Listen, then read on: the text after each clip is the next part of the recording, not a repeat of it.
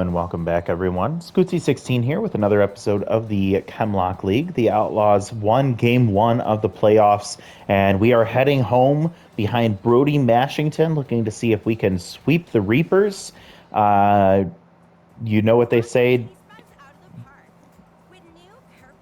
don't sweep the Reapers, but I'm so sorry. That was so dumb. This almost made me want to just reset the whole video and just start from scratch. But I'll keep it in. I'm gonna be vulnerable. So what a rough start to this video. But thank you for coming in and thank you for watching today. The Reapers will be bringing their all-star to the mound, Chucky Meyer. Will be facing off against Brody Mashington. Reapers with their backs against the wall are going to rely on their best pitcher to see if they can bring this back home to Red Rock Park in game two of the conference semifinals. I did take a look at the game early this year. We faced off against Chucky Meyer. He went 5 2/3 innings. He only gave up 3 hits. One of them being a solo home run from Justice Cologne. He also struck out about 5, I believe it was. Now that number is escaping me. But what that means is he dominated our offense, and I hope that doesn't happen again today. However, Justice Cologne did manage to find at least some success against him, so her already hitting 1 home run in the first game is hopefully an opportunity for us to see him succeed. Tony Centercut also, I believe, got 2 hits against Meyer. So while he didn't hit a home run or score a run or anything like that, he did make good contact against Chucky Meyer. So that could be very interesting, little storyline to peek at as we go through this one. So heading into this game, I am going to keep things. I am going to replace Fernanda Branch or Glass Snyder with Fernanda Branch for this one. I just think that that's probably the better option. And I think what I'll also do is I'll give Tony Centercut the start in the left, and we will put Braden Sorelli in the DH spot, and then bring in Leanna Welch for this one. So I think the defense of Leanna and a chance for her to work in here versus Caroline Dealer, who had a rough game. I think Glass Snyder going 0 for 2 is an opportunity for us to see Fernanda Branch and what she can do. She's also the better defender of the two, so nice having that at third base. And then I just think between Tony Centercut being the left fielder and Braden Sorelli being the left fielder, I just don't like that fielding. That's such low fielding in a secondary position for Sorelli. So that's where we're going to go with that one. So that's the decision. Hopefully it's one that pays off. As far as what we want to do here, let's put...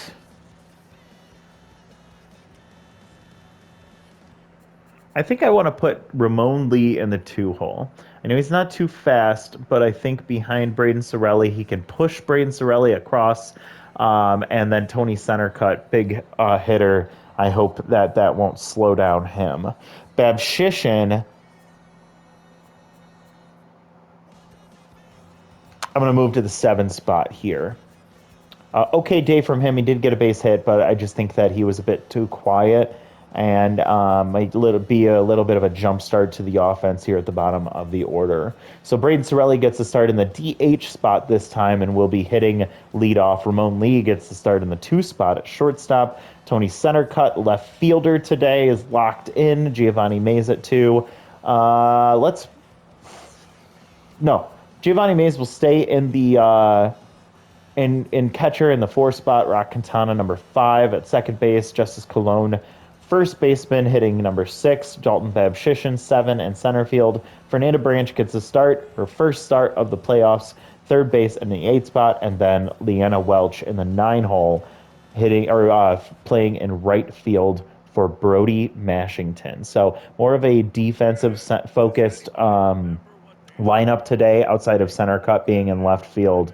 But I still think that this is kind of the lineup that will hopefully get us the win. And instead of using the alternate, let's just go traditional home uniform against the Reapers in Game 2 with a chance to clinch if we win this one at Tiger Den in front of the home crowd. The Outlaws see what they can do. The Reapers with their backs against the wall, looking to try and bring it back to Red Rock Park.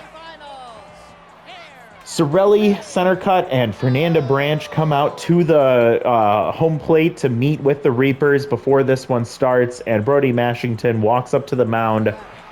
Has had one start for the Outlaws so far. It was a great start, and so we're hoping that that momentum continues here. Lionel Ryu with outside pitch activated at tier 2. Takes the first pitch strike, second pitch strike, and dribbles one foul down the third baseline. Mashington with a little bit of spit on that ball, it looks like. Gets the outside pitch, but pushes it foul. 0-2 count. Sends one outside pitch into center field and is right up against the wall. And jumping up for it, it bounces off that wall, and it's going to be a home run. Leadoff homer for Lionel Ryu on an outside pitch. 388, just barely gets over. Babshisha did leap at the wall, but couldn't get up high enough. And the Reapers flipping the script on the Outlaws, as the Outlaws got a 1-0 lead in the first inning. Now the Reapers doing the same thing here in this one. And then Vincent comes in, gets a first pitch into right field for a base hit, and just like that, Brody Mashington falls down to tense mojo here against locked-in top long stroke. 3 for 3 with 3 base hits in the first game.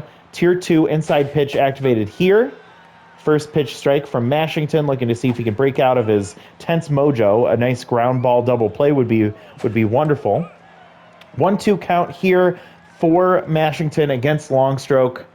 Long wait and the delivery, and nice pitching from Brody Mashington as he gets back to the neutral mojo immediately, striking out the hottest hitter on the Reapers. That's top Longstroke. Goes down for the first out of the game. Casey Willis comes up.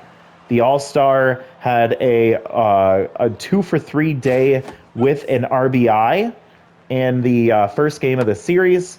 Goes down 0-2 immediately. That elite curve or cut fastball is what ends up getting sent there. Rock Quintana to Ramon Lee, over to Justice Colon, 4-6-3 for the double play to end the inning. But leadoff home run from Lionel Ryu gets this Reapers offense jump started.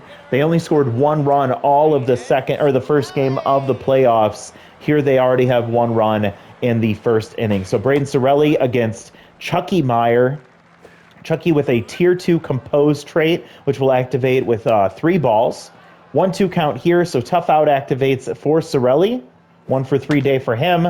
Last time out, pulls 1 foul, and then takes strike 3 frozen, and he's going to drop to tense mojo. And another reason why we didn't want Sorelli to be in the field today is that fielding rating would be poor with a tense mojo, especially with the high pressure of the playoffs. Ramon Lee comes in the 2 spot today, batting 1 for 3 so far in the first game. Falls behind 0-2, and then he strikes out. So Chucky Meyer continues his dominance from the regular season as he comes in, strikes out the first 2 hitters of this game, and now Tony Centercut. Biggest challenge yet. Rally starter is activated for Centercut. Tier 1 boosts his contact just a little bit more, takes a first pitch strike. Fouls 1 off, so falls behind 0-2 in the count. Centercut will hit one right back up the middle. Chucky Meyer can't get to that. And a base hit for Tony Centercut, 3rd hit of the playoffs, third hit in 4 at-bats, and he's standing on first base with 2 outs for Giovanni Mays. Cannon arm behind the plate, and Giovanni Mays did get a double, but he also struck out once, and I believe he grounded out into a double play once. Runner takes off into the dirt. Cannon arm does not activate, and Tony Centercut finally steals his first professional base hit. Thank God. And there it is. Giovanni Mays sends it into left center field. That's going to get up, and it's going to get into the second deck. Just misses that third deck, and that is a 2-run homer. What a response from this Outlaws offense. Giovanni Mays, the guy has been doing it all year long with clutch hit after clutch hit, and he says, God will punish you or forgive you for that, but I will not. The Outlaws take the lead in the bottom of the second against All-Star Chucky Meyer, who's now tense. Rock Quintana, love to see you capitalize on this as well. takes or swings through the first pitch and then sends that one into second or into right field past the diving second baseman Rock Quintana with his second hit of the playoffs so far. So he's standing on first base with 2 outs. Justice Colon comes up 2 for 3 last time. Ace Exterminator activated. Hit 1 home run against Chucky Meyer the last time she saw him. Takes 2 strikes here, down 0-2 with 2 outs, and then hits that one down the line just past the third base line and foul, and then hits that one just as hard but into center field. And so she is going to be on base here with 2 outs. Her mojo jumps up to locked in. So runners on first and second, and now Dalton Babshishin. Big opportunity in the 7 spot here for him to do some damage and capitalize for his team. He's got some pop, too, in the bat, but we're not looking for power. We're looking for base hits. With 2 outs, Chucky Meyer still tense, and Babshishin sends it into right field. It looks like it's at least going to bounce off the wall, and it does. Top long stroke with a really nice fielding play. Justice Colon, base rounder, almost catches Rock Quintana, and a 2-run double from Dalton Babshishin from the 7 spot in the lineup. Man, did I pick the right decision there. First 2 batters of the game go down with the strikeout, and then Chucky Meyer cannot get out of this inning before allowing 4 runs. And boy, that Tiger Den, Chucky Willis running into the wall there after catching that one. That indent over there in the foul territory allows Fernanda Branch to pop out to end the inning.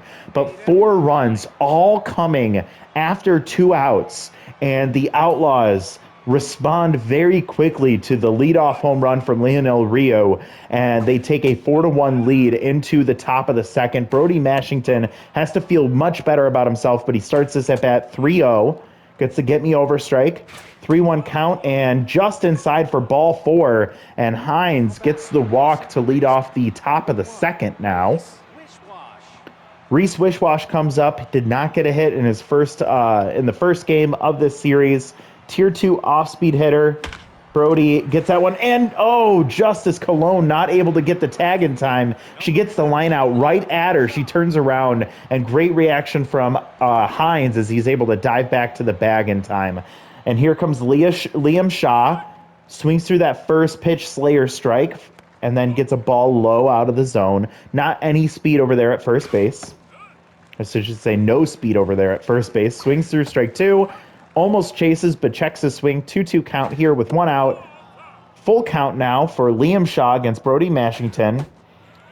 Gets strike 3. So Brody, a pitcher that's typically very accurate, has walked a batter, falls behind to that batter there, but gets strike 3. And now Justice Snyder comes up.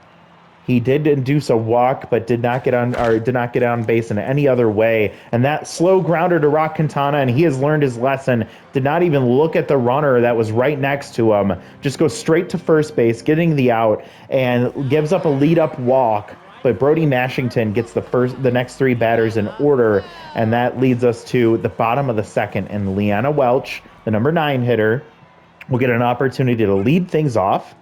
Fastball is what she's looking for. And Chucky Meyer, gets blasted in the face. That one, that's going to hurt. He curls up into a ball. They're going to have to check on him, but Leanna Welch did not make good contact. It didn't hit him hard, but it still did get him right in the face. And that's going to be his day.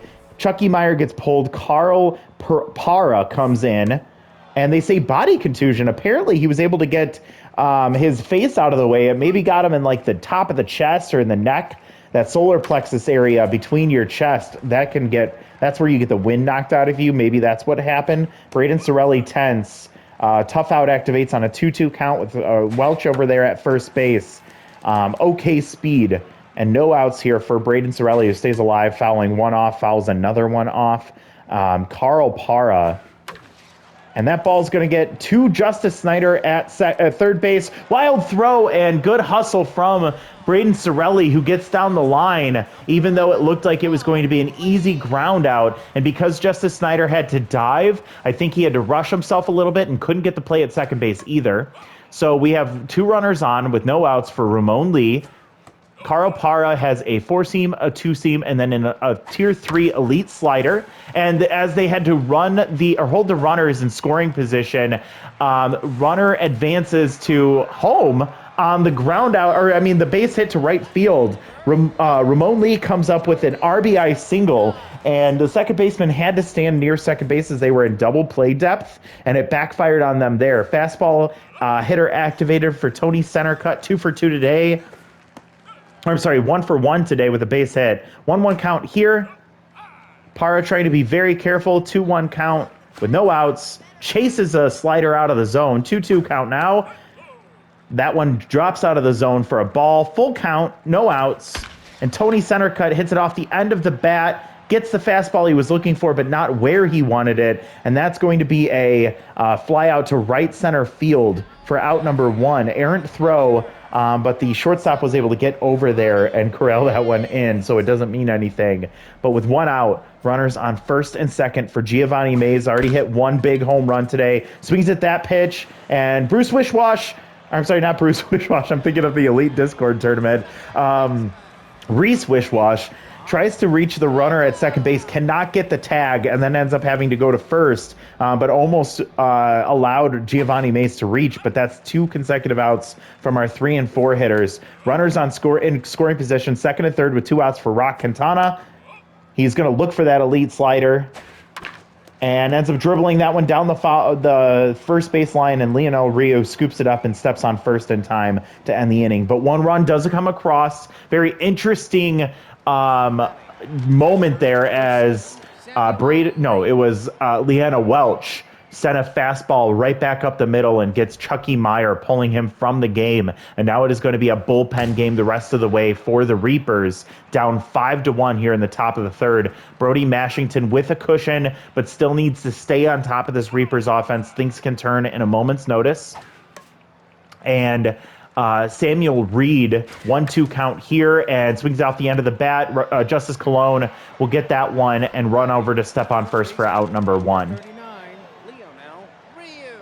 Leonel Rio will now have the rally starter trait activated, a minimal boost to his contact, but he took an outside pitch and sent it all the way to the center field wall for a home run to lead off this game. And that has been it for the offense for the Reapers. Justice Colon with another grounder that she's able to field cleanly and step on first base for out number 2. And now Marcel Vincent, who followed the leadoff home run with a single to right field, gets another chance here. Mashington is locked in. He is at about 36 pitches here, 37 pitches. Yep, that was the 37th pitch. And now Marcel Vincent, down 0-2 in the count, sends one past the lunging Ramon Lee for a base hit. So 2-out rally here, potentially for the Reapers. Top long stroke, no longer locked in after he got out his last time up. And neither is Brody Mashington after giving up that base hit. So interesting moment here. Good speed over there at first base. Ball gets sent into left field, but foul. 1-1 count here with 2 outs. Brody Mashington against top long stroke. Takes a ball high and then oh man. Brody has got to thank his lucky stars. That one was right down the middle, but long stroke misses it. And it ends up flying out to center field to end the inning. So another good inning for Brody Mashington, but he's going to have to be very careful with his pitch location the rest of the way. Justice Colon comes in, locked in, no longer has Ace Exterminator activated against Carl Parra. 23rd pitch of the day for Parra already. 0-2 count here for Justice Colon. And she swings through strike 3, so she goes from locked in back to neutral very quickly. And she goes back to the dugout after striking out. Nice pitching from Carl Parra. Very impressive performance for him, all things considered, after coming in for Chucky Meyer on emergency duty. And Babshishin, his second hit of the day, he's now locked in after the RBI double, the 2-run double that he hit in his first at-bat, followed by this single with 1 out, and Fernanda Branch popped out her last time up, and oh my God, dead center, and that one goes past the first section of the stadium and over the batter's eye. 447, Fernanda Branch with a 2-run homer. Carl Parra made a very, very bad mistake, and Fernanda Branch made her pay. Says, I'll be your Huckleberry. She was happy to say that as she stepped on home plate. And now Aspen Beck, who's locked in after a very, very impressive outing in game one, he will come in trying to stop the bleeding. And that ball gets down the line, but Lionel Ryu, nice play, and Aspen Beck gets over to first in time for out number one. Or out number two? Yeah, out number two, Justice Cologne strikeout. And Braden Sorelli comes up tense. Aspen Beck very tired, but they need someone to pitch well as they're already down 7-1, and their backs are very much against the wall as if they lose this, they are done. Sorelli gets tough out activated here. 0-2 count. Beck versus Sorelli. Doesn't get him to chase there. And then gets that one off the end of the bat. He had to protect the plate, and Reese Wishwash will scoop it up and toss it to first. Out number 3. Braden Sorelli, tough day for him. Probably needs to sit on the bench for a game at the very least. And we head to the top of the fourth. It'll be 4-5-6 for the Reapers. Down 7-1 after the Fernanda Branch 2-run homer.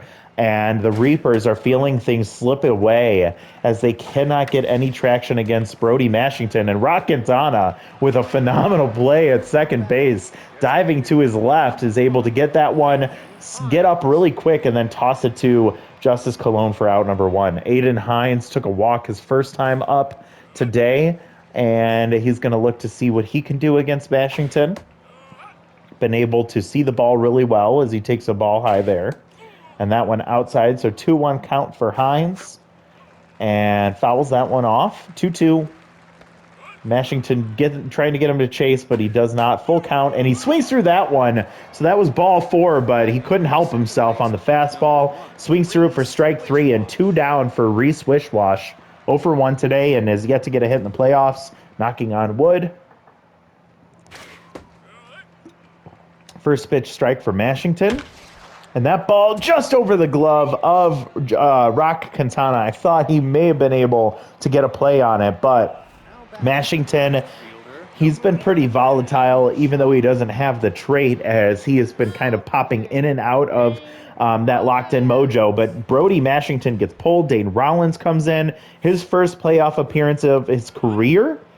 And he's just tasked with getting one out here with a runner on first base with not much speed. And that ball gets punished into left field. But Tony Centercut, who is locked in, is able to range over and get to that one in time. If he can't make that play, that's an easy double, I'd say, and runner potentially scoring. So nice to see them hold that one. But Dane Rollins has to be sighing a big sigh of relief there as he almost got punished for a bad pitch. And now Ramon Lee comes up.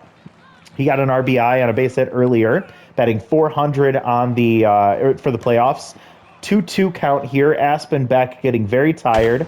And Ramon Lee, can he get enough of that one? And it is going to get out of here. That is a second deck shot for Ramon Lee. He absolutely punished that ball. 405, his first home run of the playoffs, second RBI, and the Outlaws offense has come to play in Tiger Den. You can see the crowd is way into this one. They're having a good time, and now Tony Centercut comes in. Aspen Beck gets pulled. D Ford comes in, and D has not had good luck against this Outlaws offense.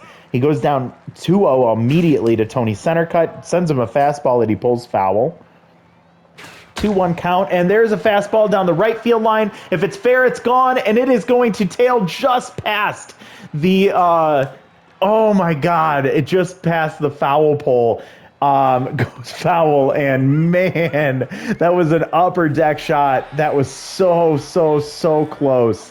And then he swings and misses for strike 3. D Ford pumped after he almost gave up a moonshot to Centercut. And he threw that slider, and it worked in his favor that time. 0-2 count against Mays. Takes ball 1 low. D Ford, a long reliever, so nice time to use him as they still need a few more innings out of their pitching staff. 1-2 count here. Mays staying alive. And he gets swinging through that one for strike 3. And that's out number 2. Here comes Rock Quintana. 1 for 2 with a single, batting .400 so far this year. 2 outs, and Rock gets a 100-mile-an-hour fastball he cannot catch up to, and then gets the fastball that he sends into center field all the way to the wall. Vincent, with his good speed, was able to get to it and get it in, holding Rock at first base with a single, but another hit for him. And we love to see the change now that he's got his old bat back. Ace Exterminator for Justice Cologne. And oh my God, she pummeled that one, but right to Liam Shaw. Anywhere else, and that there's no way a fielder can get over there fast enough. But we end up seeing a solo shot from Ramon Lee. It is 8-1 now as we head into the top of the 5th. Dane Rollins with his gets ahead trait will have a clean inning now as he threw 2 pitches in the in the last inning, getting a line out to end the inning. Whiffer activates here against Justice Snyder, and he could not make contact there. Strikeout for Dane Rollins, and here comes Samuel Reed, the catcher of the Reapers. He is 0 for 1 today. Gets ahead for Dane Rollins. Strike 1 taken. Oh, I thought there was going to be a strike as well, but it stays out of the zone. And a dribbler over to shortstop, Ramon Lee. Very reliable shortstop. Throws that one over to first for out number 2. Lionel Ryu, so far the only offense for the Reapers. He has Rally Starter activated again. Ironically, it was not active in his first at-bat when he did hit the home run. He's 1 for 2 today, 1-1 count here. Gets an outside pitch, but he fouls it back. 1-2 count, and Dane Rollins trying to get the put-out pitch here. 1-2, and he pops that one up. It's going to be in shallow right center field, and easy play for Rock Quintana. Was able to get back there fast enough, and it's a 1-2-3 clean inning for Dane Rollins, and we head to the bottom of the 5th.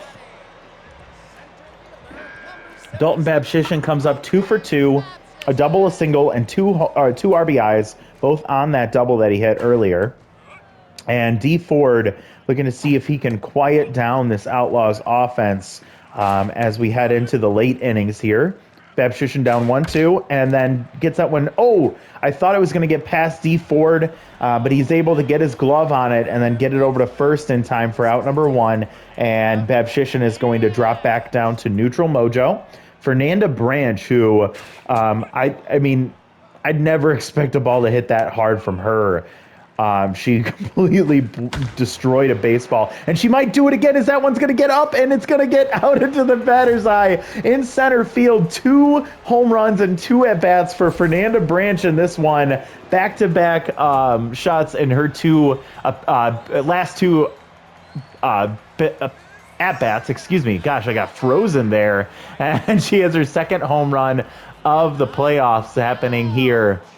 And D. Ford now has to face off against Leanna Welch, who already injured 1 batter. She pulls that one high and into right center field, and it looks like it's going to bounce off the wall. Top long stroke does make a nice play on that, but Leanna Welch running out of the box very quickly hustles, and that's where that tall wall in right field can either backfire or benefit either team. And we'll take a 1-out double for Leanna Welch. And now a grounder from Sorelli, and another error from the Reapers. They're completely falling apart here.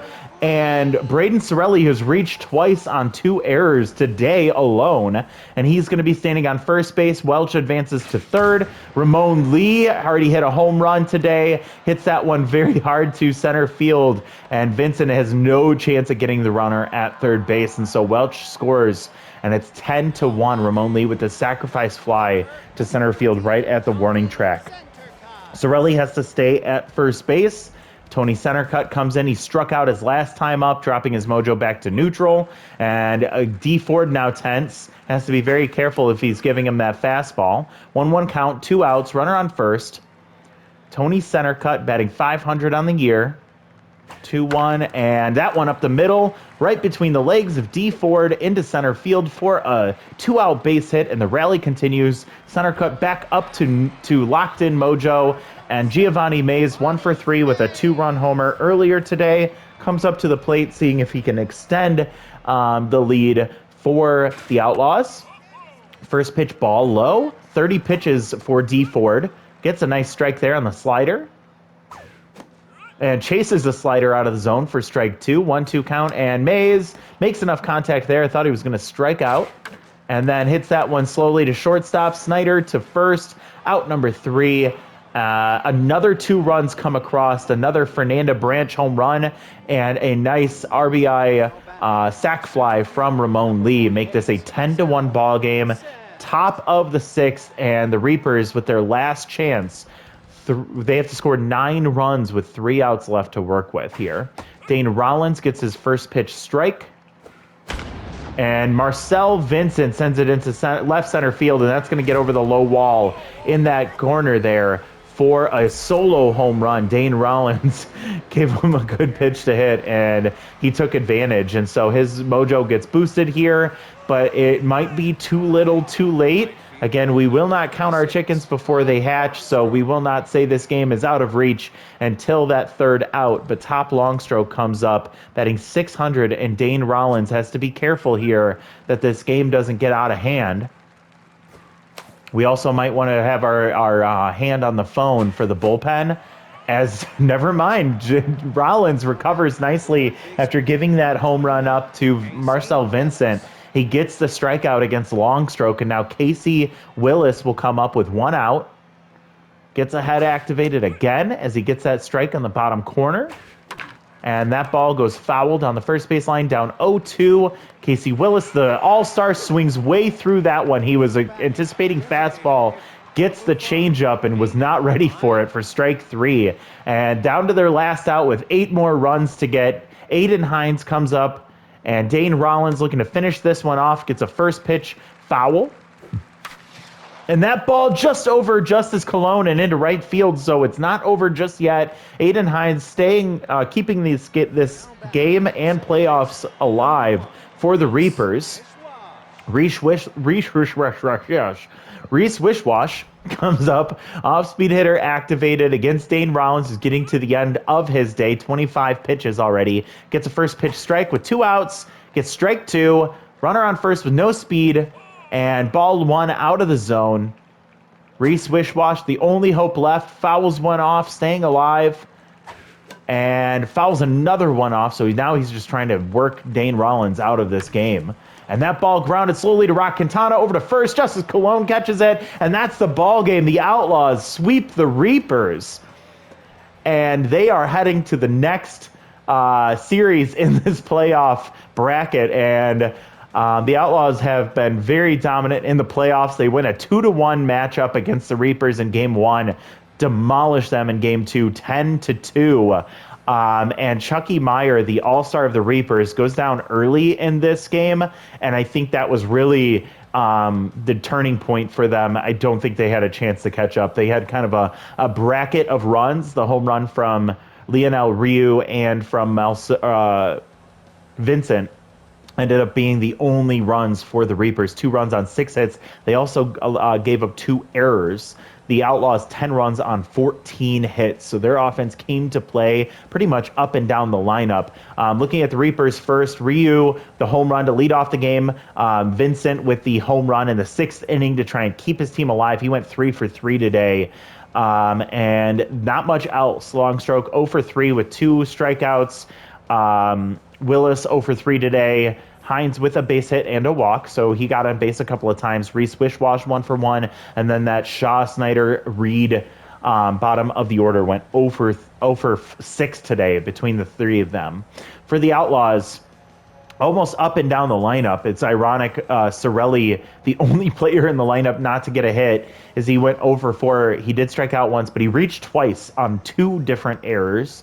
So he did get on base a couple of times, just not through hits. Ramon Lee, 2 for 3 today. He had a home run. He did I think it was a 2-run homer. I think it was a 2-run. No. oh my gosh, it was a home run, a solo shot. He got a base hit, a single, which scored a run, and then he had the sacrifice fly. So big day from the 2 spot for Ramon Lee. I'm really happy I put him there. Tony Centercut, 2 for 4 day today with a run scored. Giovanni Mays, a 2-run homer for him, his only hit of the day. Rock Quintana, 2 for 3. He's staying hot. He did score a run. The slugging numbers aren't there, but him getting on base is good. Very important. Justice Colon went 1 for 3, struck out once, and she scored a run. Nice big day for Dalton Babshishin, 2 for 3 with a run scored and 2 RBIs, a big double that he hit early in this game. And then Fernanda Branch, was a decision to put her in, and she goes 2 for 3 with 2 home runs, 3 RBIs. And then Leanna Welch at the bottom of the order, 2 for 3 with 2 runs scored. She actually reached base on the hit that knocked Chucky Meyer out of the game. And again, I think that was what did it in for the Reapers. Looking at the pitching staff, Chucky only went 1 inning. It was a 1+ innings. He gave up 6 hits, 5 earned runs. He gave up a home run and struck out 2. He gets a loss. Tough day for him for the All-Star. Very sad to see that. Para did not do very well in his 1 1/3. Gave up 3 hits, 2 earned runs, and 1 strikeout, and gave up a home run. Actually, all of these pitchers gave up at least only one home run. Aspen Beck has been usually lights out against the Outlaws, went 2/3 of an inning, giving up 1 hit and 1 earned run. He was tired after pitching in game 1. And then D Ford did decently well for the last 2 innings that he was asked to cover, as he gave up 4 hits, struck out 2, but did give up a solo home run to Fernanda Branch. For the Outlaws, Mashington, great performance today. 3 2/3, gave up 4 hits. 1 was the solo home run to lead off the game. He did walk 1, but he struck out 3. And then, good on you, Dane Rollins. The rookie comes in 2/3 of an inning, or 2 1/3, 2 hits. 1 was a solo shot in the 6th inning. He also struck out 3. He gets the win today. So very dominant performance from the Outlaws. Fernanda Branch gets the number 1 spot. Ramon Lee, number 2, and Marcel Vincent, number 3, with his 3 for 3 day today. So the Outlaws are moving to the next round of the playoffs. We will be facing off against either the Dirt Dogs or the Maulers, 2 very scary teams, so we can't put it past either of them. There's still a long way to go, but we won't see who we play until we simulate these games. So let's take a look at the rest of the conference semifinals. So starting with game 2, Dirt Dogs will be bringing Ellie Acosta to the mound against Natalie DeOrange. Natalie, was she a former All-Star? Checks notes. Natalie DeOrange. I feel like I wrote that name. Yeah, she did. She was actually for the Maulers last year. She's still on the Maulers. And she was their starter that got brought to the All-Star game in season 1. She did not have as good of a year in season 2, but she will be going to the mound with a chance to sweep the Dirt Dogs if they can get the win against the Cy Young winner, Ellie Acosta. So let's simulate this one and see what happens. The Maulers end up losing to the Dirt Dogs 2-1 in extra innings, and they're going to extend this one all the way into game 3, where they head back to the Maulers' home park to try and win with their all-star on the mound, Tucker Blaze. Let's take a look at the next one. Abraham Hawkins goes to the mound for the Protectors. Beth French will go to the mound for the Skulls. The Skulls with their backs against the wall at home, trying to see if they can extend this to a 3-game series to see if the Protectors can close this one out. 3, 4, 5, 6, 7 runs for the Skulls, and they shut out the Protectors to go to game 3. And the Protectors are going home, but they're going to have to see what they can do against what looks like a pretty locked-in Skulls offense right now. Dive Bombers lost in game 1, looking to see if they can bounce back, but the favorites are at home with a chance to clinch and knock the number 1 seed out. I think this happened last year as well, so we'll have to see if the Dive Bombers can find any success. They score a few runs early and big jump ahead, and then they end up winning 6-3. The Dive Bombers, big bounce back for them, and now they are going to be going home with a chance to clinch. So all 3 games, or all 3 out of the 4 series end up going to game 3.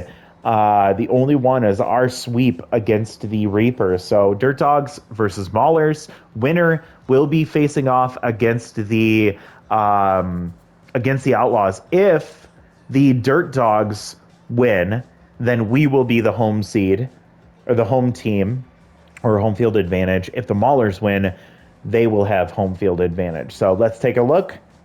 The Dirt Dogs and the Maulers. Dirt Dogs take the early lead, and they're going to clinch this one. 5-2 victory. The Maulers, for the second time in 2 years, get bumped in the first round of the playoffs. They lose the series against the Dirt Dogs, and we will be going home against the Dirt Dogs and facing off against them. So that'll be an interesting opportunity for us to try and make it to our second consecutive championship if we can get past the Dirt Dogs. So here comes the Skulls and the Protectors. Protectors, the number 2 seed, looking to see if they can move forward in the playoffs. They will be bringing Jake Tattersall to the mound against Lachlan Garrison. We shall see who comes out on top in this one. Skulls will fall behind and not able to catch up. The Protectors end up scoring 2, and that was enough, winning 2-1 and clinching the first round against the Skulls. They put up a good fight, but after that, only that one game at home were they able to score more than just one run, and that was what did them in. So here come the favorites and the Dive Bombers. We have Brennan Lowe for the Dive Bombers going to the mound against Sullivan Curry of the favorites. And this one could go either way. It looks like the advantage is to the Dive Bombers. They will be at home. They're the number 1 seed. They have the better pitcher on the mound here in this matchup, at least attribute-wise. So we'll see what happens. Can the favorites knock off the Dive Bombers, or will the Dive Bombers clinch? 2-0 victory. They go again. Oh, battle back and forth. And in 10 innings, the favorites blow the lead and they end up going to extra innings. And this one ends up going in the Dive Bombs' favor. So interesting to see the left side, the Yin Conference, the number 1 and 2 seeds get knocked off. So we'll see the 3 and 4 seeds face off against each other in the Yin Conference. In the Yang Conference, the 1 and 2 seeds end up winning. So they will be going to the second round. Now, what benefits us as we take a look at the bracket one more time, what benefits us is Ellie Acosta, the very impressive pitcher for the Dirt Dogs. She was the Cy Young winner. She is the number 3 pitcher in this rotation right now. So if we can win game 1 and then go to the mound with Madden Zimmerman against Bitzer Hines, we have a chance to sweep again and avoid having to see the Cy Young winner. Now, the other thing I want to think about is, do I bring out Rince Shaw to face off against the Dirt Dogs? Or do I let Lily Dubs pitch? I almost simulated this game. Oh my God, I would have been so mad. Do we bring out Rince Shaw, or do we go with Lily Dubs? Now, based on attributes alone, you would say Rince Shaw, no doubt about it, right? But Lily Dubs has been pitching so well for us. She ended up coming in and was lights out during the playoffs last year, and she could be the difference maker in this one. Rince Shaw was not clean in his first year in the league. He struggled quite a bit in his, he had moments, but he had his struggles as well. And so, question I have to debate about going back and forth. I think I do stick with Rince Shaw. Now, last year, because we swept the first 2 rounds, Vincente Moon, who was our 4th pitcher in the rotation, didn't even get a chance to start a single game in the first year of the playoffs. This time, I'm wondering if that's going to happen with Lily Dubs. I don't know. I'll have to think about this. Starter out of the way, let's take a look at the lineup and who we will decide to send out there. Just looking at the suggestion first, they're keeping Braden Sorelli out, but I actually think it would make more sense for us to bring in Leanna Welch in right, give Braden Sorelli the day off. I think Caroline Dealer in left and Tony Centercut in... Do we give Glass Snyder the start at DH?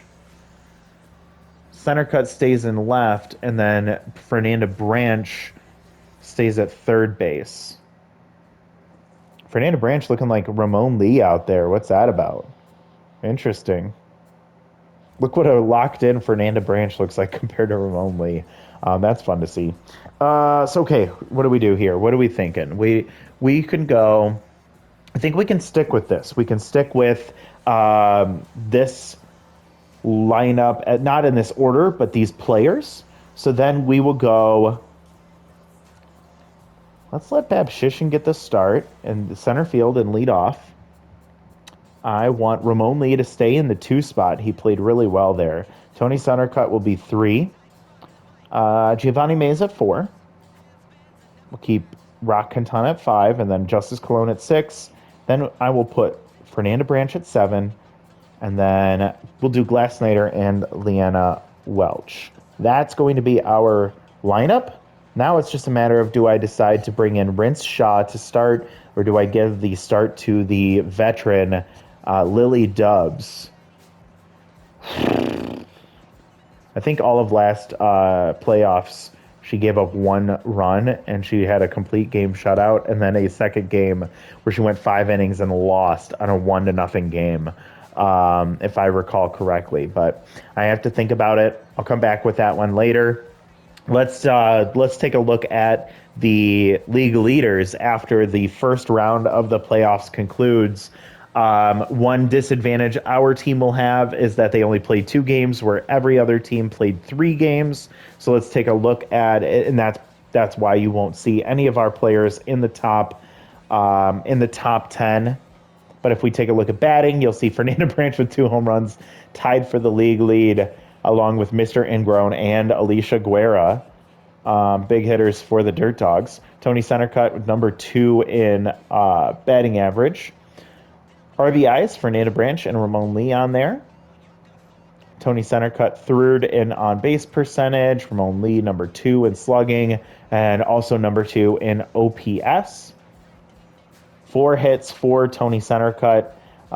Extra base hits, you see multiple for multiple of our players. Tony Centercut, look at him with 1 stolen base. Also 2 runs scored for Tony. And then we look at pitching. We see Madden and Dane both getting a win, tied for the league lead. Multiple players with 0 earned runs given up. Chris Blopside with a save, 1 of 3. And then you'll just see Madden Zimmerman with 4 strikeouts on that list. Lastly, Dane Rollins in the strikeouts per 9. So love to see that from him. So interesting start to the playoffs here. We got through the first round, and we head to the conference finals. It will be Outlaws versus Dirt Dogs. It will be the home field advantage for the Outlaws in this one. No matter who we play in the championship, if we get there, we will be the away team, as both teams have a better record than us. So let's see what we can do as we head into the next one. Thank you so much for watching, and we'll talk to you all later. Bye, everyone.